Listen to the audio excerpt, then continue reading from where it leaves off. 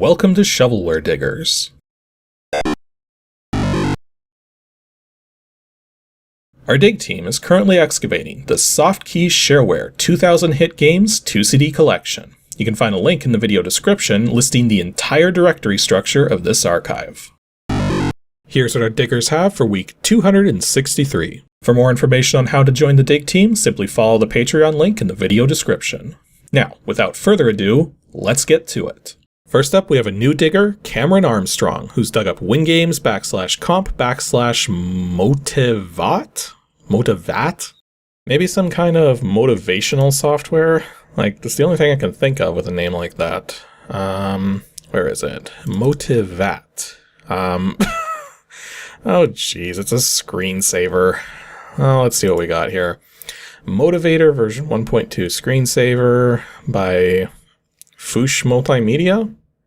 I got that right? I'm not entirely certain how to pronounce that name. Although, I know how to pronounce Bernard? I looked at that initially and I was thinking Brennard, but that's not spelled Brennard. That's like burn hard. And this guy burns hard with his multimedia. Yeah, I'm not...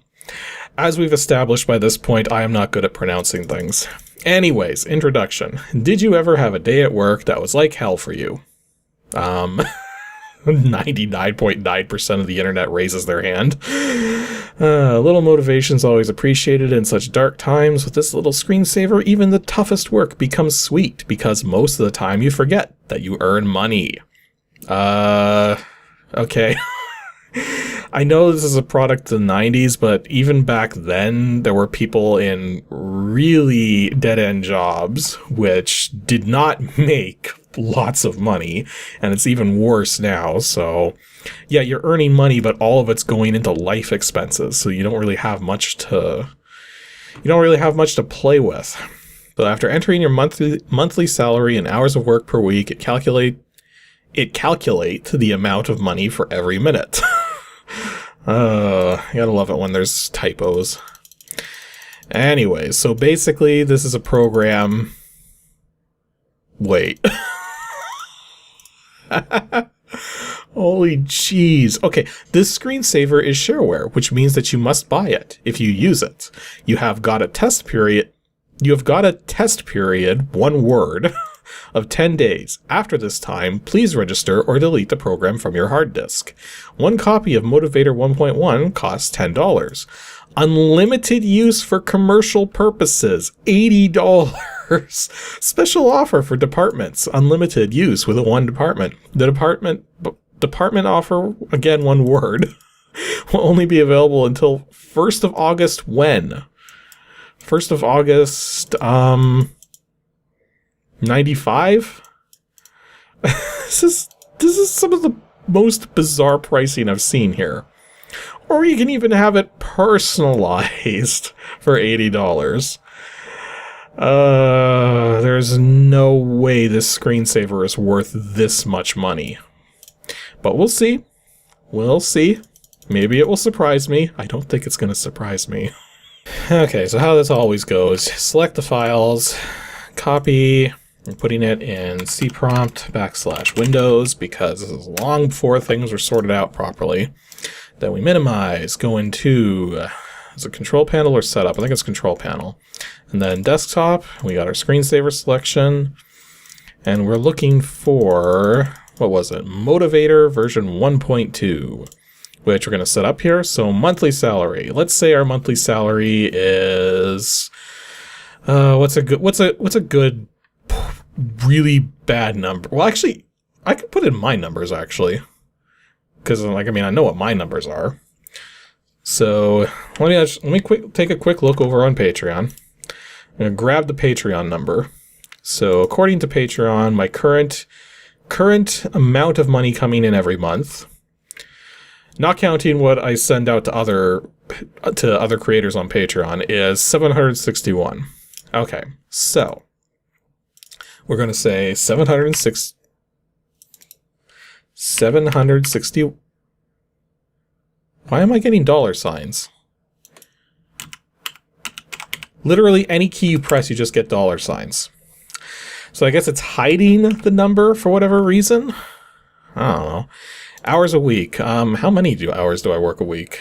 It's usually about 20 to 30 hours for an ADG episode and about 4 to 6 hours for a Shovelware Diggers video. So if you take the averages there, it's like 25 and 5. So I'd say about 30 hours a week, I guess. Currency, well, $signs, I guess. Update every 30 seconds. Logo path. I don't know what that's about. Password. Save settings. Okay. Test it. File not found. Wonderful. So I have no idea what this logo path is about. Like, maybe that's just to show, like, a particular thing on screen. If I just clear it, will that, like, still work properly? This program is not yet bought. You may test it for 10 days. Any use after it... Okay. So 0 seconds passed and you've earned $0. And then we've got some business guy with a clock in the background, some wads of cash, and a telephone, a thing that says time is money. Okay, this is supposed to be a screensaver, right? And it's also doing this again.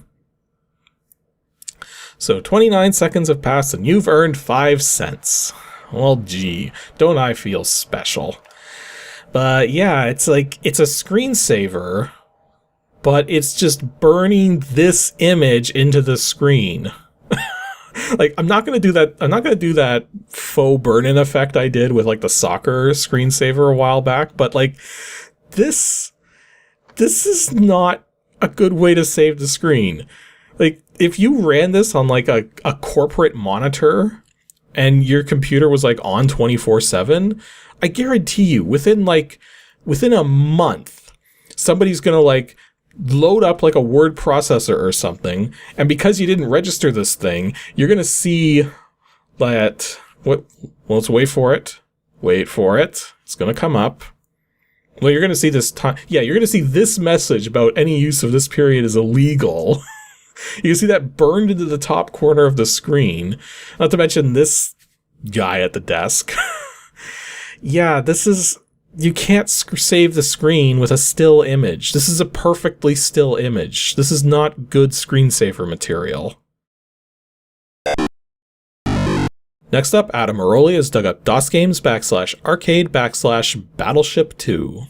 Well, we've seen various Windows 3.1 versions of Battleship, and this is a lot smaller in terms of executable size. Well, I guess if it was written in assembler, it could be that small. Got a very small doc file as well. So, edit. Battleship2.doc. So, welcome to Battleship Attack version 2.0. Copyright 91, James Syriac? I'm not sure how to pronounce that last name either. Oh boy. Runs on CJ and better monitors using ANSI graphics. Shareware, but the only price I'm asking is your comments, suggestions, or donations are welcome, $2 adjusted. Okay, so the nearly freeware, but almost not. Anyways, feel free to pass it on to your friends. There's same conditions. Program is written in C. Does require color monitors, CJ or better. New version will be uploaded to BBS. Instructions. 5 ships include 1 5-segment long, 2 4-segment long, 1 3-segment long, and 1 2-segment long. And then also 2 scatter bombs and unlimited missiles. So playing boards are 10 by 10 for each player. Requires 2 players. You don't have AI support in a game that inherently requires both players to not see each other's stuff. Wait, you can place the ships diagonally? Oh, this is going to become nonsense very quickly. There's a reason why diagonal ships don't catch on with these games, and part of the reason is that as soon as you introduce diagonal placements, it just makes it so that you can't rely on anything anymore in terms of the positions of stuff. You basically have to check every single possibility. Basically what I'm saying is once diagonals get into the mix, then there's no strategy anymore. It's just luck. But maybe it'll prove me wrong. Maybe it'll prove me wrong. It's still see something going on that's interesting. So enter the names for player 1 and 2. Other player turned away is not to see the entries. Enter the ship locations. Oh boy. No, directions are right, down, wait. You have to type in how you want... Oh, jeez. This is not going to be pleasant. No arrow key controls. You type in coordinates for everything. Okay. Oh, well, actually, before we go play it, let's make sure we're familiar with how this is working. So the row is A through J, the column is 0 through 9, and then the direction is either a slash or a backslash for diagonal down right, a forward slash for diagonal down left. Well, like, that's not confusing. And then right and down. Really? Really? Okay, if your directions are right and down, that you're limiting players to, then, well, I guess when it comes to diagonals, there really isn't any convention here. So yeah, so basically, when you're doing diagonal, then you have to consider that you've got like a downward fanning direction. So you have to consider that you're going diagonal downwards, and then either to the left or to the right. And then S for super bombs, or scatter bombs. Super bombs, scatter bombs. I don't know. Let's see how bad this is. Battleship II, or Battleship Attack. We do have a help screen. So, indicate ships left defined, indicate scatter bombs left, pressing key for more. Okay, whatever. So, player 1 will be me, player 2 will be not me. Okay, so enter ship 1's coordinates, which is 5 segments. So we'll say C0 and this direction. Ship 2's coordinates. We'll go A1 to the right. Ship 3 will be G9 down. Ship 4 will be C7 down, and then ship 5 can be, that can be, where do we want that? Let's say H2 that way. And now they're all hidden, so you can't even see them. Okay, so now we're actually playing. So enter missiles coordinates. So if I wanted to go like G5. Okay. And that's a miss. And then the other me, or not me. Let's say he wants to go F2. I'm not even sure if I pushed 2 correctly. Nope, there it is. And it's a miss. So now let's try one of these scatter bombs. So S. And we're locked into using a scatter bomb. So we'll say D5.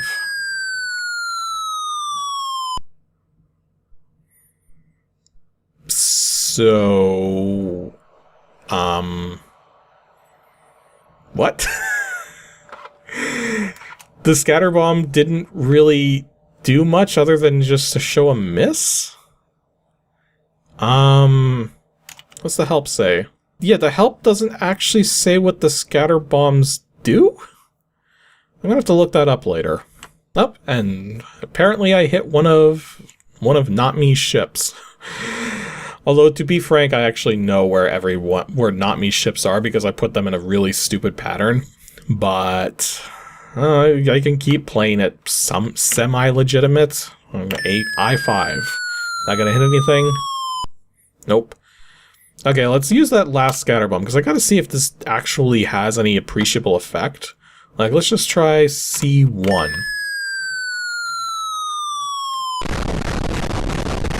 Whoa. Okay, so we figured out what the scatter bombs do.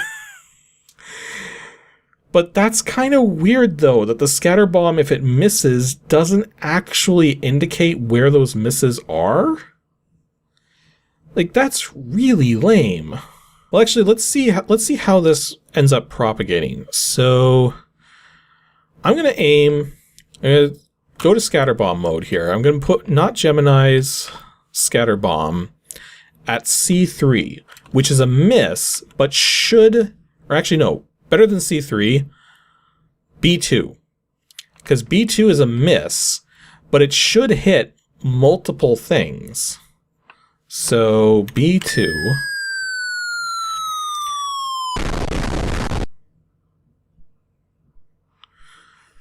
Yeah. Yeah, this is a really weird Battleship game. Like, you only have to turn away while you're putting in your own thing. Like, look away from the screen while you're putting in your own things. But just the fact that you have to do it, well, the fact that it's only 2 players. Like, there's no AI here. You have to have AI in a Battleship game on a computer just because of the fact that some people are either not going to want to do weird things like look away from the screen or, I don't know. So yeah, that was Battleship Attack version 2.0. Hate to see what version 1.0 looks like.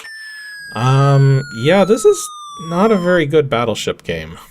Like, I mean, I get what the author's going for, but this feels like it needs more to it. Like, it feels like it has the potential to be fun, but is missing, like, little pieces of features to just make it more cohesive.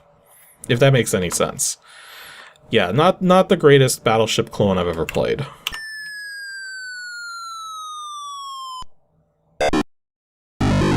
And our last dig for today from Anthony is wingames /comp/ITD. No idea what this one's going to be. So, where we got here? ITD. So we got an exe, help file, readme, setup, which is a lot more files. Okay, no, that's interesting. It's also including common dialogue, VBX, as well as the executable, the help. We've got a file ID.diz here. There's a readme.txt, 3d.vbx and vbrun300 vbx. Like, this should work without having to install it, but it's a little sketchy that it's only these 3 files. I may actually want to run the setup for this one anyways. So apparently this is something called In the Dark. Okay, so we'll continue. In the Dark installation complete. And we've got our little program group. We got our help file. So, we got to readme first. Want to know what you will get if you donate. Don't you mean register? This is called the Donator's Box, the left figure, and is located at the upper right-hand area of the In the Dark game screen. Only people who donate will receive a donator's version, which will allow the clicking of this box to produce a window allowing a personalized message of their choice. Once again, we've got a program that has personalization as an advertising or selling point. So anyways, let's actually see, like, what's the readme first say? Here's a suggested order of reading through the online help. You can tell me how to read a file. Okay. You're strongly advised to start with 5-minute tutorial. It has been designed with only one goal in mind, to get you playing as soon as possible. I'm a little worried that the tutorial is supposed to take 5 minutes. Oh boy. Okay, so I'm looking through the help file here, and it appears that what's going on is that the author's sort of, how do I put this? The author's sort of encouraging that you donate to him to get a donator's version, which is personalized for someone you want to give the game to, so that you can then give that personalized copy to someone else as sort of like a gift or something. So that's kind of a weird way to go about it. And the other thing, too, is that if we look at this author's note thing here, he's saying that he chooses not to classify the software as shareware for extraneous reasons, hence it is public domain, free to everybody. That's not exactly what public domain means. It means that you're not only putting it up for free, but it also means that you're allowing people to use it for whatever purpose they see fit. So if you still want to be claim like responsibility and ownership of the software you've written, you can't do that. You have to call it something else, like freeware or something. Because otherwise you're saying, by saying public domain, you're saying use the software however you want to, even if you want to like make some kind of derivative and take credit for that. So yeah. So welcome to In the Dark. Feel free to click any green text with your mouse, which is actually hard to read with this gray background. Without further delay, let's begin. The object of the game is to find the hidden gems, which look like these. These gems are hidden in the gem area. The number of gems you have to find depends on the size of the game screen. Wait a minute. Is this... Okay, I think we got another one of these like hidden object games. So you put in like a direction from the side and then it bounces around off the things in there and then you have to figure out where they are. Yeah, we've seen this before. I've seen this more than once, I think. Oh, this is interesting though. It's specifically saying that when a gem is situated on the edge, it blocks everything next to it. Whereas in some games like this, it'll actually show like, if I can just demonstrate here. Like if there was a gem like right here and you put a thing here, it would actually show the marker over here to indicate that it bounced before it even entered the field. So it's good to know that it's not going to do that. I guess we could just try playing it now. So In the Dark. So we loaded it up and we don't have an unnecessary maximize button or resizable border. So we actually have someone who knows how to do that properly. Looks to be an 8x8 field. We got help, using help, contents about. Yeah, like the author's claiming copyright right here. So you can't claim a copyright with a public domain piece of software. It doesn't work that way. Actually, who even is the author? We got this author's note here. I didn't read it all the way through, but oh, there he is. David, David that. Onglotko? Onglotko? It's the only way I can think of pronouncing it. Everybody's got tough names today. Okay, so we can change the window size, grid size. Wait, what's the difference between window size and grid size? Like grid size obviously changes the size of the grid. You have it from 6 to 6 all the way up to 10 by 10. But we also got window size. Oh, wow. Oh, well, that's interesting. So if we had like a grid size of those 6 by 6 and it's at the window size of 1, it's going to be a really tiny thing. But if we wanted it bigger, that's actually kind of cool. So part of the reason why it's difficult to do resizable windows back in like the early days of Windows games is that you didn't have hardware acceleration. So all of your raster graphics had to be, they could only be one size. Otherwise you're going to have this horrible aliasing as you try to stretch things. So one of the ways, there's two ways to get around that limit. One is to either make everything vector graphics, which is complicated to a major degree. But then the other solution was to simply make different sets of graphics and then use a different set depending on how big you want everything to appear. And that appears to be the solution that this author went for. So you can have it as small as that or as big as that. But of course, now if we set the grid size to 10 by 10, it's going to be... yeah, it's not going to fit anymore. Although it almost fits. Almost fits. Actually, it kind of doesn't. Yeah, that's a good fit. Window size of 8 by 8. Window size of 3, grid size 8 by 8. Okay, so new game. So there are 5 gems to find. So let's start dragging and dropping these. So that square produced there. So we already know it's probably hit 2 gems somewhere along the length here. What if we put a diamond here? Interesting. So this diamond went like that. So it's probably a gem here. Probably. Not assuredly. Let's see what happens if we put a circle here.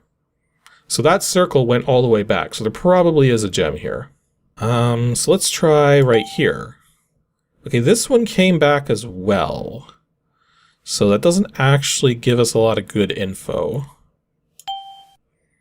Actually, this one came back as well. Okay, so this one right here actually went all the way through without hitting anything. Now, theoretically, I could have hit like multiple gems that in succession that made it go up there perfectly, but that's a really low chance. I think it's more likely that we've got a gem somewhere along here, but it's going to be hard to find. Like, this one came right back, so if there was a gem here, like, let's say there's a gem here, that would also mean there'd be a gem here. Okay, like, virtually every one of these just came right back. So, these gems are in some really weird positions, I think. Though this one here just went up like that, so I'm willing to bet that there's not a lot up in this area.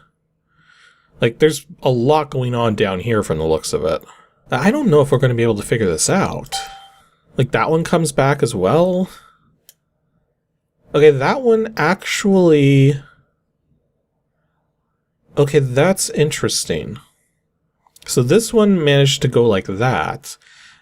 But the thing is the instructions tell us that if something is like right up next to it, it's going to be blocked. So this wouldn't be possible under that circumstance. So something more unusual is going on. So I think this is where this gem is, and this is where this gem is, but now I'm not certain about what's going on here. Because there's so much blocked over here, and yet this pair ends up going somewhere. So the gems can't be like right up against it. Like it could, and there can't be a gem like there because this one goes all the way through. Like so far, this is the only pattern of gems that kind of works, except this doesn't make sense because this one would go around like that if this was true. But this one's blocked as well. So, oh geez. Well, I don't want to be here forever, so what's the reveal say? Revealing the gems will end your game. So I was close. I had these three right, but this one and this one they needed to be over one more. Does that make sense? Oh yeah, that would block that. And still allow things to go through. So that was in the dark. That was another one of these games where you bounce the rays around to try and figure out where something in the field is. Like, this one works okay. It's interesting that it's not score-based, so you're not trying to get a high score or do things quickly or anything. The idea is simply to solve the puzzle. The only trick is that you're limited in how many pieces you can drag and drop into the outer edges. So sooner or later, you might actually run out. So... like, it works for what it is, and it's, like, technically freeware, but technically public domain, but technically under copyright, like, whatever. Regardless, it plays fine.